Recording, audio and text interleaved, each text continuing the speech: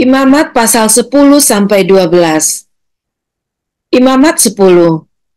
Kemudian anak-anak Harun, Nadab dan Abihu masing-masing mengambil perbaraannya, membubuh api ke dalamnya, serta menaruh ukupan di atas api itu. Dengan demikian mereka mempersembahkan ke hadapan Tuhan api yang asing yang tidak diperintahkannya kepada mereka. Maka keluarlah api dari hadapan Tuhan, lalu menghanguskan keduanya, sehingga mati di hadapan Tuhan. Berkatalah Musa kepada Harun, inilah yang difirmankan Tuhan, kepada orang yang karib kepadaku, kunyatakan kekudusanku, dan di muka seluruh bangsa itu akan kuperlihatkan kemuliaanku. Dan Harun berdiam diri. Kemudian Musa memanggil Misael dan Elsafan, anak-anak Uziel, paman Harun, lalu berkatalah ia kepada mereka, datang kemari, angkatlah saudara-saudaramu ini dari depan tempat kudus keluar perkemahan.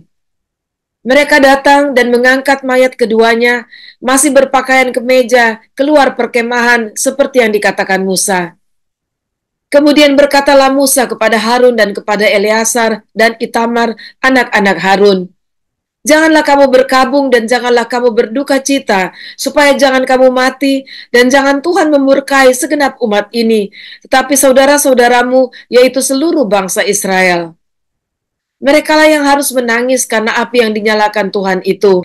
Janganlah kamu pergi dari depan pintu kemah pertemuan, supaya jangan kamu mati, karena minyak urapan Tuhan ada di atasmu. Mereka melakukan sesuai dengan perkataan Musa. Tuhan berfirman kepada Harun, janganlah engkau minum anggur atau minuman keras, engkau serta anak-anakmu, bila kamu masuk ke dalam kemah pertemuan, supaya jangan kamu mati. Itulah suatu ketetapan untuk selamanya bagi kamu turun-temurun. Haruslah kamu dapat membedakan antara yang kudus dengan yang tidak kudus, antara yang najis dengan yang tidak najis, dan haruslah kamu dapat mengajarkan kepada orang Israel segala ketetapan yang telah difirmankan Tuhan kepada mereka dengan perantaraan Musa.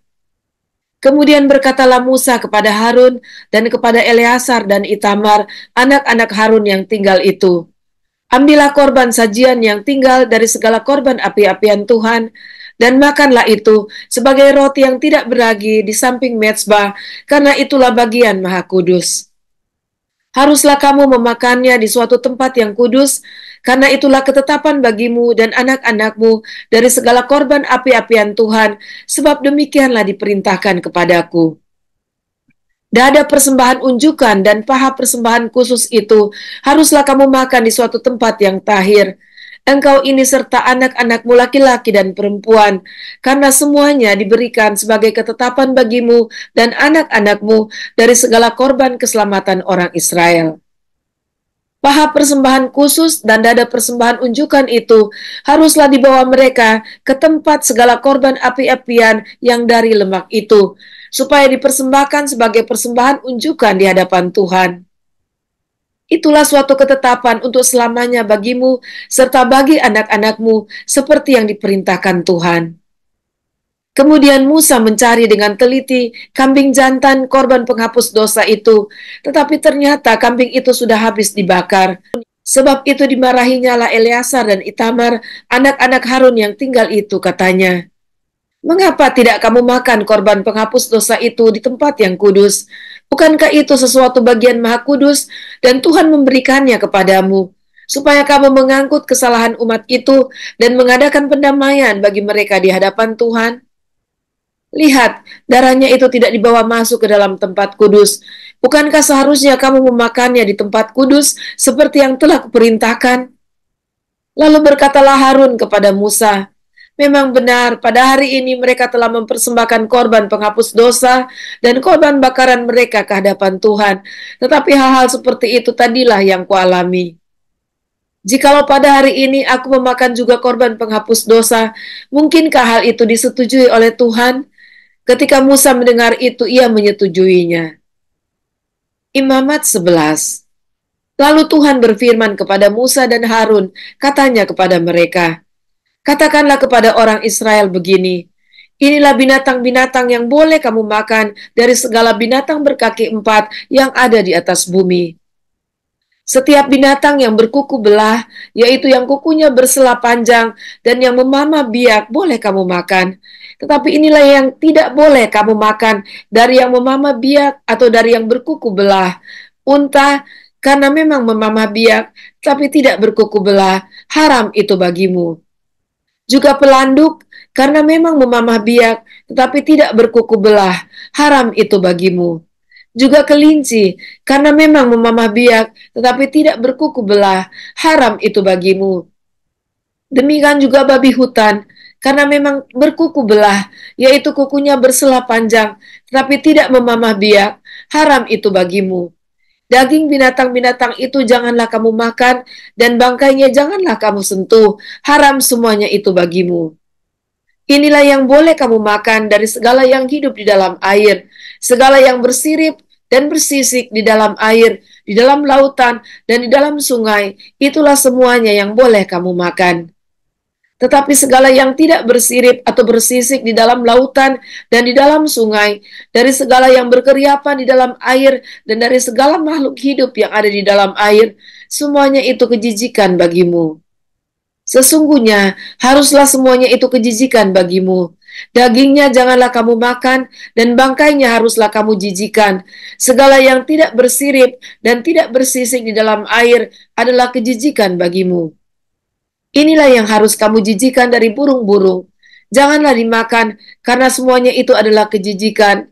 Burung raja wali, ering janggut, dan elang laut, elang merah dan elang hitam menurut jenisnya. Setiap burung gagak menurut jenisnya. Burung unta, burung hantu, camar dan elang sikap menurut jenisnya. Burung pungguk, burung dendang, camar dan elang sikap menurut jenisnya, burung pungguk, burung dendang air, dan burung hantu besar, burung hantu putih, burung undan, burung ering, burung meranggung, bangau menurut jenisnya, meragai dan kelelawar. Segala binatang yang merayap dan bersayap dan berjalan dengan keempat kakinya adalah kejijikan bagimu. Tetapi inilah yang boleh kamu makan dari segala binatang yang merayap dan bersayap dan yang berjalan dengan keempat kakinya, yaitu yang mempunyai paha di sebelah atas kakinya untuk melompat di atas tanah. Inilah yang boleh kamu makan dari antaranya. Belalang-belalang menurut jenisnya, yaitu belalang-belalang gambar menurut jenisnya, belalang-belalang kunyit menurut jenisnya, dan belalang-belalang padi menurut jenisnya.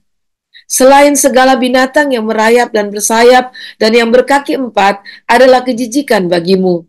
Semua yang berikut akan menajiskan kamu, setiap orang yang kena kepada bangkainya menjadi najis sampai matahari terbenam. Dan setiap orang yang ada membawa dari bangkainya haruslah mencuci pakaiannya, dan ia menjadi najis sampai matahari terbenam. Yakni segala binatang yang berkuku belah, tetapi tidak bersela panjang, dan yang tidak memamah biak, haram semuanya itu bagimu, dan setiap orang yang kena kepadanya menjadi najis. Demikian juga segala yang berjalan dengan telapak kakinya di antara segala binatang yang berjalan dengan keempat kakinya, semuanya itu haram bagimu. Setiap orang yang kena kepada bangkainya menjadi najis sampai matahari terbenam. Dan siapa yang membawa bangkainya haruslah mencuci pakaiannya, dan ia menjadi najis sampai matahari terbenam. Haram semuanya itu bagimu. Inilah yang haram bagimu di antara segala binatang yang merayap dan berkeriapan di atas bumi. Tikus buta, tikus, dan katak menurut jenisnya, dan landak, biawak, dan bengkarung, siput, dan bunglon. Itulah semuanya yang haram bagimu di antara segala binatang yang mengeriap. Setiap orang yang kena kepada binatang-binatang itu, sesudah binatang-binatang itu mati, menjadi najis sampai matahari terbenam. Dan segala sesuatu menjadi najis kalau seekor yang mati dari binatang-binatang itu jatuh ke atasnya.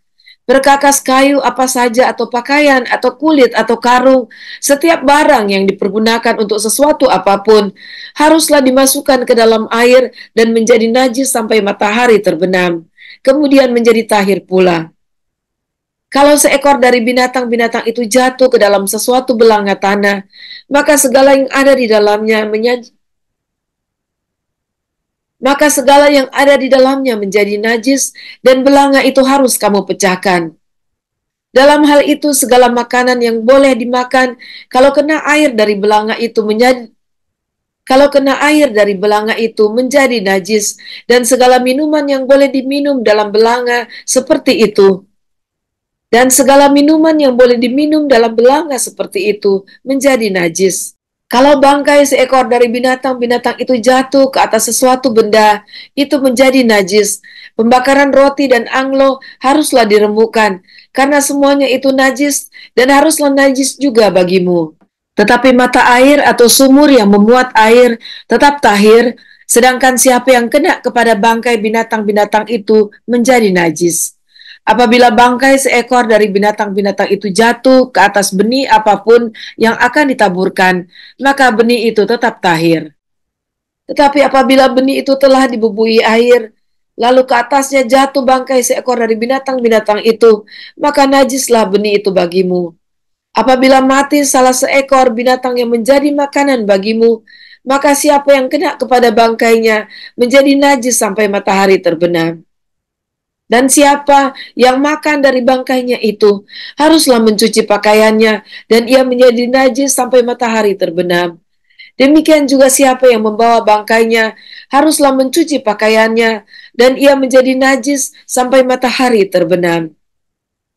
Segala binatang yang merayap dan berkeriapan di atas bumi adalah kejijikan, janganlah dimakan.